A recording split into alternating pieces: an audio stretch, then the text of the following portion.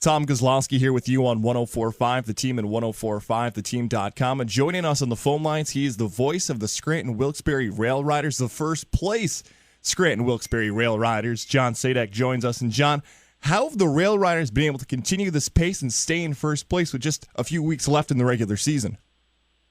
Well, this is a really, really good team. This is the youngest Yankees AAA team in the entirety of its affiliation with Scranton Wilkes-Barre. And it's not just young, it's prospect laden, high-end, figure to be significant big league contributors or even stars within just a year or two time. The outfield is all about 23, 24 years old. Some of the biggest impact players are in their early 20s, guys like Greg Bird and Gary Sanchez, who were 22, and, of course, the recently promoted Luis Severino, who's only 21. This is as talented a bunch, as prospect-rich a team as this International League has all season.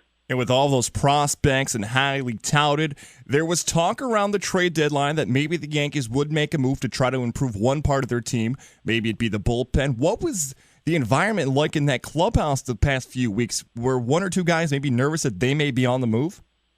Not at all. This is a very mature clubhouse that I think has grounded perspective and controls the controllable. That's the rhetoric that you hear from every single one of these players when posed with any question along those lines.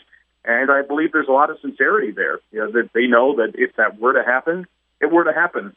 But I think Brian Cashman was pretty blunt and it proven accurate as the trading deadline has come and gone that he didn't plan on moving most of those top-tiered prospects like Judge, like Bird, like Severino. And in my personal opinion, I think the Yankees made the right move.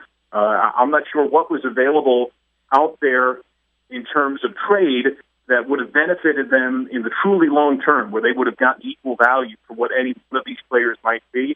And I think all the players had the poise to recognize that the organization would ultimately do what it has to do, but they had no control over that. And I think they believed in the words of Brian Cashman that he was not looking to move most of them. He is the voice of the Scranton Wilkes-Barre Rail Riders, the AAA affiliate of the New York Yankees. John Sadak joins us on the phone lines. And John, Luis Severino will make his Major League debut tonight for the Yankees.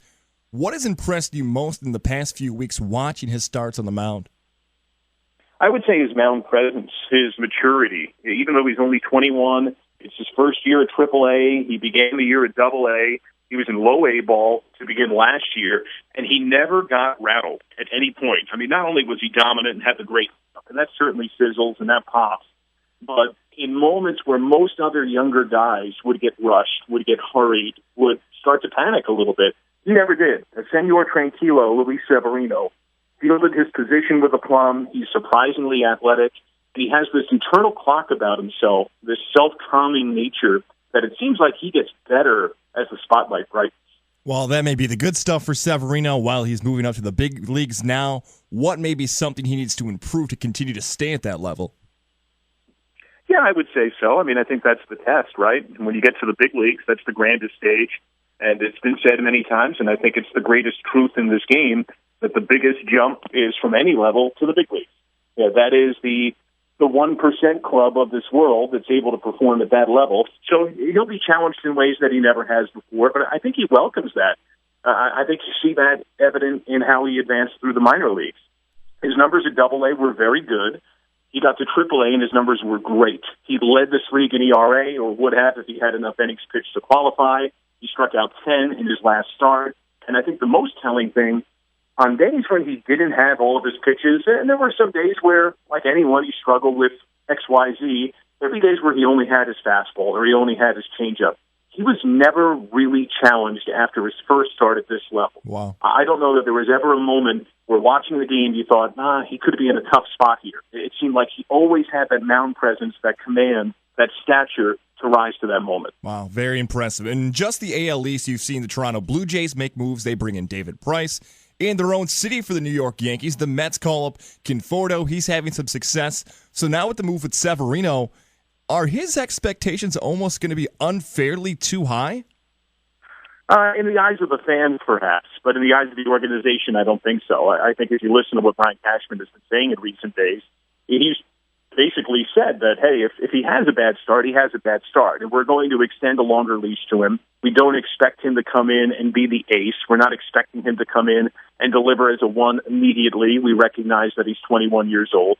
I think for the fans, yeah, that's New York City. You know, it's happened with every major prospect that's come through in every sport in New York. It happened to Phil Hughes when he came up. It happened to Dwight Gooden with the Mets. It happens with everyone. I think the good news, though, is that Luis Severino seems to have the exact right temperament to be able to not only deal with that best, but to shut it out when appropriate and to use it as fuel when he can as well. Yeah, we'll get you out here on this for New York Yankee fans who may start to keep an eye on the AAA level. Who are some of the names that may get called up later on in the year that may have an impact for this major league club? Yeah, that's a great question. I'm not sure who else would get called up. I think Rob Refsnyder is a guy that probably will be back at some point this year as a second baseman or maybe even as a bench bat. But I think that's an excellent question in the sense that, as you mentioned, this team's in first place. Right now it's set to be a playoff team. What will the Yankees prioritize more? Once September comes for these 40-man players on the roster, will they want them to stay together and try to win a minor league championship, development by winning, winning with development? Or will they think it's more important to bring them up as bench pieces, as augmentations of the big league lineup, or perhaps in select spots as someone to thrust into a major league position on the regular? I don't know. I'm not sure what that will be. But in terms of the next couple of years, whether it's this year or 1 or 2 years from now, Greg Bird is a legitimate, outstanding hitter, very mature beyond his years. He's selectively aggressive. He grinds out a lot of full-count ABs. He's got great power. The top 4 home run hitters on the Yankees farm are all at AAA right now. Aaron Judge, Gary Sanchez, Greg Bird, and Kyle Roller. And I think between Sanchez, Judge, Refsnyder, and Bird, in terms of position players, you're looking at very elite-level prospects who, once it clicks, will be significant big league contributors. He is the voice of the Scranton Wilkes-Barre Rail Riders, the AAA affiliate of the New York Yankees. John Sadak. John, enjoy the rest of the season. We'll be in touch again soon. Take care. Sounds good, my friend. Be well.